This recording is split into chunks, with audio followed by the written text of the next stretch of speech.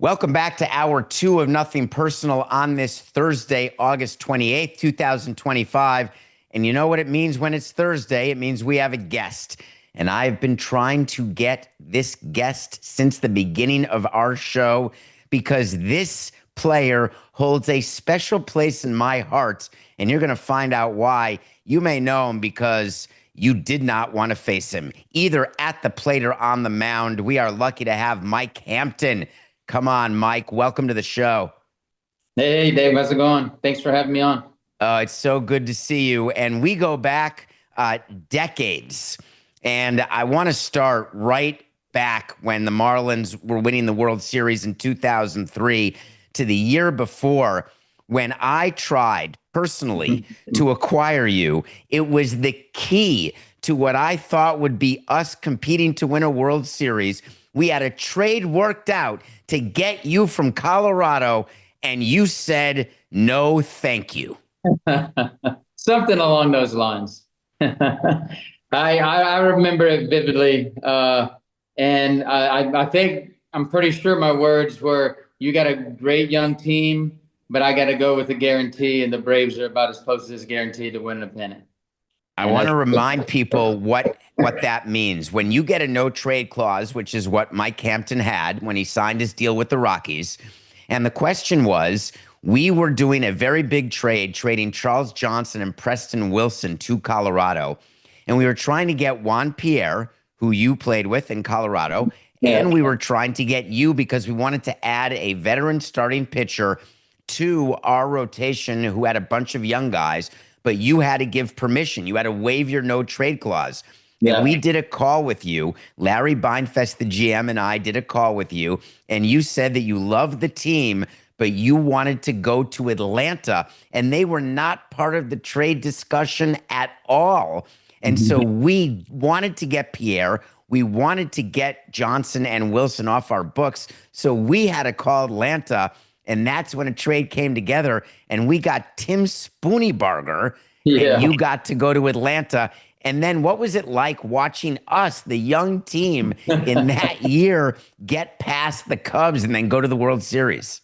Oh, man, that was a year of what ifs, for sure. I remember talking to you just recently in Cooperstown, and I was like, I can see your passion still. I said, if we'd have talked face to face, I think I'd have probably had a different answer for you. But man, that's definitely a regret. I mean, I'm one of those players that, and I don't know if it's the case anymore with players, but I played for a World Series. I played to win a World Series. I got there once. I felt like I'd be able to do it again, but that opportunity never happened. But I do regret that decision for sure.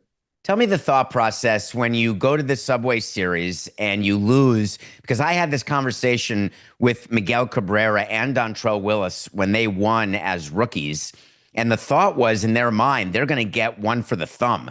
Like they viewed it that every year they would be back in the World Series and winning a World Series. And neither one of them got another ring the rest of their careers.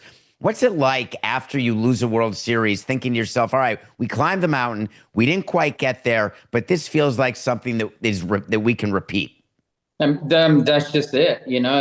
I was 28, 29 when we made it to the World Series. I had a good NLCS. Things didn't go as well as I'd wanted in the World Series, but I remember clinching when I clinched in the NLCS. I gave the ball to John Franco, veteran player. Like this, it was a big moment for me, but I'm like, man, you've never been here. Like, I'll get another chance, but you may never get another chance. And I remember giving him that ball where we got the last out with in the NLCS. And just, like I said, being naive and thinking that I would get back, not really understanding how difficult it was and how all the pieces had to come together at the right time, had to be winning, had to be, good mindset. And, we had a good mix of veteran players and young players. I really thought that, that was the formula. And, let's just take that, into the World Series every year. And boy, was I wrong. Take me behind the scenes when you're clinching the pennant and you were the NLCS MVP. And that is no small feat. We have big bonuses in our contracts with players for NLCS MVP and World Series MVP because it means good things are happening. Mike, I always like those bonuses better than any others, even better than Cy Young, because we were willing to give more money for NLCS and World Series, because if we're winning that, it means the whole team is doing well. But in theory, you can win a Cy Young or an MVP on a last place team. Tell me what's going through your head as you're finishing up that NLCS. I mean, this is just one of those series where you're just so locked in. Like, just I was so confident. I felt like there was no way I was going to lose. I mean, that was just one of those moments where I was super confident. And to have that feeling in New York, to be on the mound in New York, last out, like there's no better feeling in the world. That was for me at a young age to have that be like the pinnacle of my career and be like, I'm like, man, I'm going to get back here. I want this feeling like every year. There's nothing like that feeling. I mean, I was brought in for that reason. They made it to the NLCS the year before, had some big wins and stuff like that. And, I was kind of that missing piece. So I remember starting the season pretty tough. I would believe I was 2-7 or so, like a 6-something ERA, just really, really trying to do too much. But when that all came full circle and being the guy on the mound, having my confidence back, and having my teammates surround me, and no better feeling in the world than winning in New York and being lifted up on that by my players, by my peers, by the guys that went to battle with the 162 games. So pretty special feeling, and I can still get goosebumps when I talk about it. When you look at today's pitchers, look at a Paul Skenes, who is just built like a Mack truck, and he's thumbing it up at 100 miles an hour. The average velocity is just something spectacular. But we're having such a rash of injuries, and it's a little recency bias in that there were injuries before. But when you look at pitching now versus pitching, about 20 years ago, what would you say is the biggest difference? I mean, I've actually done a little bit of research on this because I got a son that's 10. I've been coaching a lot of the Little League and a lot of stuff, and I've been watching it pretty closely. I'm on a board at Little League. I'll tell you, it's just a lot for me. It's a lot of overuse at a young age. A lot of these guys have so much wear and tear and so many miles on their arm by the time they get to high school and college, and then into the lower levels of the minor leagues.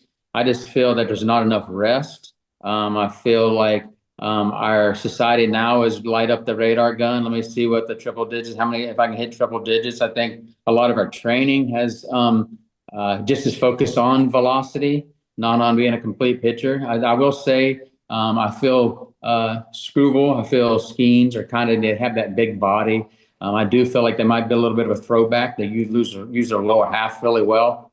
But I just think as a whole, I think just a lot too much too soon, breaking balls too soon. Like I could just go on and on. I played multiple sports. I played football, I played baseball, I played basketball, I wrestled, I ran track. I mean, whatever season was, I was doing that. And I felt it helped my game, my main sport, and my two main sports by the time I was a junior and senior in high school, which were football and baseball. I'd narrowed it down to things that I was pretty good at, but I didn't really overstress my body. And I feel like a lot of times today, these guys got a lot of mileage on their body before they even get to 20, 22 years old. But take a look at the other side of it, Mike. And if you're putting a team together, if you're the GM of your little league team, and now just pretend you're the GM of a big league team, and what is wrong with churning through? Now, forgive how I'm characterizing this, but what's wrong with churning through pitchers where let them throw as hard as they can for as long as they can, and then when they blow out, you move on to the next one if they can't come back? If you're building a team, and this is what you're faced with, where you look at what hitters are doing, because remember, hitters are getting down on the knob. It's about velocity, launch angle. It's about home runs, because that's what pays. Do you have a different view if you were in charge of building a team versus what because you were so good as a major league pitcher? Oof, man, yeah, like it's hard not to follow in that trend. I'm really good friends with a lot of guys that I played with, a lot of pitchers, a lot of middle relievers, guys that pitched some leverage, seventh and eighth inning, and they, when they were making $300,000 and $400,000 and $500,000, where today that's an $8 to $9 to $12 million job. It's like, man, y'all are a little too soon. That just the way we utilize our bullpens now has totally changed the game. I'm not sure it's for the better just because I'm a starting pitcher. I prefer the guys, going out there shooting for 7+ innings and then give it to your setup guy and your closer. But now it seems like the team's full of setups guys and closers, from pretty much the 6th inning on. So the game has changed. I think if the fans, which I think we're always gearing things towards the fans and what they like, they like to see that. I don't think it's going to go away anytime soon. I feel sorry for the players, to be used like that. But I mean, if it is what it is, let's change free agency. Let's stop, paying these guys when they're old like me. When I get the contract right before my body breaks down, let's start paying these guys when they're 22, 23 years old. When they, and instead of waiting until 6 years of free agency, well, let's look at it, change that landscape. If we're going to utilize those players and abuse them like that, then let's abuse the system and make money a little earlier. So there's ways, I guess, you can get around that. So your view would be to grant free agency. Would you differentiate between pitchers and hitters? Well, I mean, now unless you can do both like Ohtani, right? That puts himself in a different category. Mike, I want to get back to that. Coca's going to kill me for going to a different subject. You were like Shohei Ohtani. You raked, and I don't know if people can see if you're watching on the Nothing Personal with David Samson YouTube channel. If you're listening to this, Mike Hampton, who we're talking to, is surrounded by Silver Slugger awards. Because when we did pitchers meetings and hitters meetings, when we faced you, Mike, you should know this. We prepared for you not like a pitcher. We prepared for you like a hitter. And the number of pitchers we did that with, I can count on one hand over 18 years. Yeah, that's pretty wise of you. I took it. I probably took it more serious than most, but I was in the cage. I was, taking extra BP. I mean, I needed all the runs I could get. So, I mean, I'm out there, I'm trying to steal bases. I'm taking an extra base. If I'm in the box and I hit it in the gap, I'm thinking triple out of the box. Most guys aren't, I'm doing what I can. I was just brought up to compete. And regardless of what you're doing, you not have to be the best at it, but as long as you know how to compete, and I always could compete with the best of them. I could always hang. So I think does it give you, though, Mike, do you look at Ohtani today and do you have a different level of respect or understanding of what he's doing? Because the truth is, in my career, I never thought of it this way. You're the closest to Shohei Ohtani that I've seen since 2000. And so do you look at what he's doing and think to yourself, man, I would have loved to have been in the lineup every day? There's no doubt about it. Now, I'm not saying that I would have been him or been close to him, because he's proven me wrong. I just felt it almost be impossible to be a good pitcher and a good hitter. I just like to be able to do both. I mean, there's a lot of stress and pressure that goes along with each position you play. So just, imagine it's heightened with that. But I would have loved the opportunity. I'll tell you this. I'm not sure if I can hit as an everyday big leaguer, but I could have played outfield as an everyday big leaguer. There was a defense I'd loved playing. When I was in high school, when I was in playing tournaments and things like that, I got more satisfaction out of robbing balls in the gap than I did throwing a shutout. I just loved the look on a guy's face when he thought he had a gap and he was out. So I took pride in that. But I would have loved that opportunity. I'm interested to see if there's any more guys coming along that are going to be given a chance. But he's a special player for sure. Are you aware of your ranks since 1975? So just whatever, call it the last 50 years. Are you aware where you rank among pitchers who hit? For example, in home runs, do you have any idea? No, I've never. You're really. Third in the last 50 years, but you're first in average. You hit 246.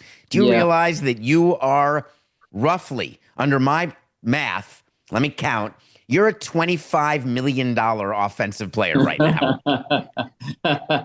Oh man, if my fake hip and knee could hear you talk, I'll give it a shot.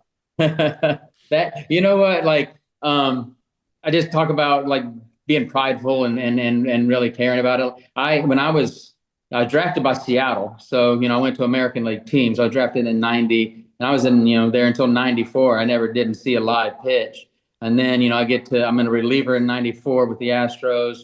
Maybe I had a few at bats, and then I was a starter from '95 on. So then I had to start hitting. I hit my first 2 years. I want to say I hit under 200, hit 130, 160, something like that. I just took a while to catch up to that speed. When I was in high school, I was raking 78 to 82 mile an hour fastballs. And then I'm seeing stuff that's, 92 to 96. I'm like, different level. But it took me a while to catch on. But once I caught on, probably about my third year, I kind of started catching up with the speed of the game. Then I felt pretty comfortable. I felt like I had a chance to beat you in the box as well as I did on the mound. So other than Ohtani, when you look at today's pitchers, who reminds you of you the most? Pitcher wise? Yes. Well, I mean, Because you had pitchability, Mike. You had velocity. You had control. You had command. I was trying to think before the show what your weakness was, and I was thinking back to our hitters meetings when you were at sort of your peak, and the hitters meetings were rough. We went in when you were on the board, when you were facing us. It just was bad, and we just would go in. It's a terrible feeling. And it's what baseball is trying to do now. They're trying to get starting pitching back because starting pitching matters. Because when you go into a series and you don't see a place for you to win a game, it causes immense pressure on the offense. And you were that guy. Yeah, I mean, I enjoyed starting pitching so much. And I just felt like, that was kind of the quarterback, like how I go, we went, and same for that, the other four starters. You set the tone, what I tried to do is I tried to not give you a place to go. I had a sinker that would go down and away. I had a cutter that would go down and in. I tried to make you guess. And when you guess, you still had to guess where he was going to move, and you had to guess that you had to, still hit the movement. So I just tried to not be predictable. I tried to, cut it in on guys that, were maybe looking away, or sink it when they were a guy looking to cut it, just trying to move it around. And getting back to the starting pitching and the way we pitch now, it just seems like there's so many max effort fastballs that are just pretty much center cut. Now, they're hard to catch up to, but if you get your timing on it, it's going to go a long, long way. So, I think we pitched more to corners. I know me with my stuff, living probably 88 to 92, with movement, and I could touch 94, 95 if I needed to, but, that's not what I was going to pitch at. So I just had to control what I can control within what I could do. And for me, it was, my success was probably taking some off, learning how to thumb a sinker in there at 82, 83 instead of at 89, and then pop a four-seamer in your hands at 92, and then look like I missed a four-seamer in, and that's my 87-mile-an-hour cutter that you thought it was a fastball. So just kind of playing game like that. But now I just feel like it's a lot of grip and rip and max effort sliders, max effort fastballs, and it's dirty and it's hard to hit, but it's a little more inconsistent, I think, as well. It's incredibly frustrating to me that today's pitching coaches and today's GMs and today's presidents don't understand that you can pitch at 88 to 96. Let's just say your range, and you had a range that was 79 sometimes to 95. Sure. And if you have command of your pitches, people don't remember. That was Greg Maddux, who's in Cooperstown with the plaque. He had velocity, but his career went on well past when his velocity dipped. We've seen Clayton Kershaw ending the month of August with a sub-2 ERA, going 5-0, getting misses on his curveball, his fastball. He doesn't touch 90 anymore, basically. Yet he gets people out, and I don't understand why executives don't see that the grip and rip lighting up the radar is actually not pitching. It's not. It's a lot of time you're gifted with stuff. I'm not a guy that thinks that if you throw 90, if you do the right mechanics, you do the right workout, that you can also throw 98. I just feel like you're gifted with a certain range, and you can get the peak of that range. But some guys, no matter what they do, they just don't have good arms. Like Barry Bonds, great outfitter, got in the right spot, got rid of the ball quick, but he didn't have a super, super strong arm, but he just made the right throw. So there's other ways to do it. And, with pitching, getting back to that grip and rip, it just looks exciting for fans, because it's 100, because it's 98, it's a lot, but they sacrifice the location by doing that. Well, but it's not even just fans, though, because executives and analytics say that the grip and rip is who we want. It's what we want. We want guys throwing a hundo. And again, going back to where we started, if they blow out, they blow out every other day. It's a new Evaldi having a great season, flexor strain. Just yesterday, Trevor McGill of the Brewers, the closer, out, flexor strain. It's every day, and that is something that executives understand, and it impacts who gets long-term contracts because they don't work, because of all the players blowing out. Yet the analytics departments say, keep going, keep finding the guys who grip and rip, and we'll keep signing them and going through them. I mean, now are they still getting insured? I'm wondering how that looks. I mean, are these, because I know when I was playing, they would insure pretty much every body part. Something happened, all right, we're covered. But I mean, I gotta imagine it's kind of like having a nice home on a floodplain. Well, probably going to be tough to get insurance. So the arm's the same way. How can I insure it when I know like physics say you're not able to throw that hard for that long? So we would self-insure for the most part. Once in a while, we'd insure a contract, but really never a pitcher. But did you take insurance? Do you think players should actually take insurance? I'm thinking about, this is an old reference that only you and I may get, and 42% of our audience, but Mary Hart used to insure her legs, the host of Entertainment Tonight. Did you ever think to insure your arm? I did was it Lloyd's of London, I want to say, so my agent and I, Mark Rogers, when we were going into free agency, we did have insure my arm for that year. I mean, our contracts are guaranteed once they sign them, right? So but we did look into going if something happened. But yeah, we did a year where we did an insurance contract on my arm. Do you remember whether it was an insurance? Was it against a tendon issue? Was it just your elbow? Was your shoulder insured as well? I want to say it was against like not being able to compete at the level, there was language in it that, not being able to pitch again at the level that I was prior to injury and surgery, depending on what that was. It's a fascinating conversation because you look at pitchers now and some of them get deals, some of them don't. And you have to decide as an executive who you are going to bet your money on, because consistency, people talk about Paul Skenes right now, saying, how can Pittsburgh, they're going to lose him, they're not going to sign him, give him $300 million right now. But if you're the Pirates, you look at Paul Skenes, aren't you worried every day that he's going to blow out? No doubt. I mean, all of these young studs, all these guys that are, it seems like guys that are, were 93, 94 5 years ago are now 97 and 99. Like, I mean, I would be scared every time he takes him out. I mean, he's the one guy that, just for the Pirates, if you're not winning games, he's the one guy that if you go Pittsburgh Pirates, you go Paul Skenes, right? I mean, that's the guy. So, what a blow that would be to have him, go down with an injury and miss significant time. If he misses a year and a half with Tommy John, like, what's your next move? What's your next pivot? Do they have those guys down in the, in the minor leagues that are, like you said, are ripping at 98, but with command ability like he has? That's where he separates himself. He's able to, I still feel he can throw harder, but I think he's under control because he's able to actually locate.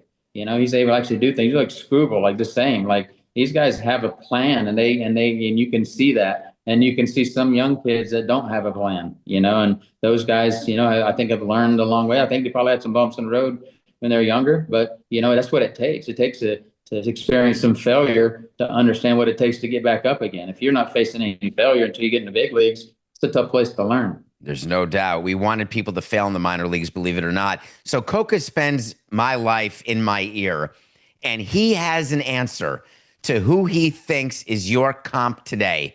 And I want your reaction. He came up with Framber Valdez of the Astros. Bulldog lefty, ground ball pitcher, someone you love to have on the mound, does not take kindly to anyone getting hits off him, has great command. He's got good velocity. How do you like that comp? Is Coca doing his job? I think he nailed it. Other than him probably, having quite a bit more velo. Yeah, our stuff was very similar. His mound presence. I think he cares. He cares about what happens, right? He cares about being there. It's not just about, the numbers for him. I think he cares that his team wins. I just like the way he approaches the game. And honestly, he's pitched some really big games, and he's dependable. And to have that guy in your rotation, every fifth day, and he's been healthy. He's been able to do a lot of great things. So yeah, I think that's a really good comp. I was going to say a Monaga. He's a little bitty guy like me. From the Cubs. He's got some pretty good movement on his pitches. I like the way he sinks it, and he's got that little sweep and slider that he throws. So that's pretty good. But yeah, I think Framber Valdez definitely nailed it. We were in Cooperstown together and we saw a bullpen arm get put into the Hall of Fame, a lefty who's a little guy like we are, throwing upper 90s. And I don't know that you played with him, but man, Billy Wagner was something else. I was we were together with the Astros. So I was actually the starting pitcher when we were facing the Giants, and he came in and he went through Barry Bonds, Matt Williams, and I think it was either Ellis Burks or Glenn Allen Hill. And that's when he pretty much announced his presence. He came in, I left him in trouble, bases loaded, and he comes in. I'm like, here we go. Bing, bing, bitches. I just like, I hadn't seen it before. I'd never seen anybody throw that hard before. And especially coming at a guy like my size, I was like, what? Yeah, we're not built the same, bro. He could friggin' bring it. From the left side, like a rising fastball that looked about $105 as it was coming at your ear, and there was no way to catch up to it. No, short arm too. Just put it right there and and I was a long arm, real long behind. He would just stick it there and just, man, it was special. We called you the pitching machine. Yeah. Because that's basically what you were. Every day you kept going. Mike, we're out of time. You promised me 25. Thank you for doing this. This is Mike Hampton. You remember him as the NLCS MVP. You don't remember him as the World Series winning pitcher for the Marlins. But looking back, we would have been great together. Mike, thank you so much for your time. I appreciate you. Look forward to catching up when I get to New York. Take care.